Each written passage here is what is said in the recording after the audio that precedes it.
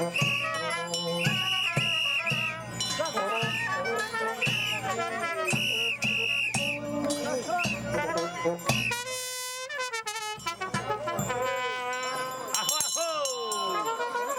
lui Vasile Sfântul a venit anul ca gândul. Ai cât de un an și 2 zile l-aștepte Sfântul Vasile.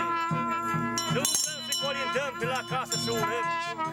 Hai de pe dealuri de prin văi, ne-am strâns unul câte doi și-am format un plug cu voi de pe vale de la noi. Hai, plugul nostru are tare, e cel mai bun câine pe vale.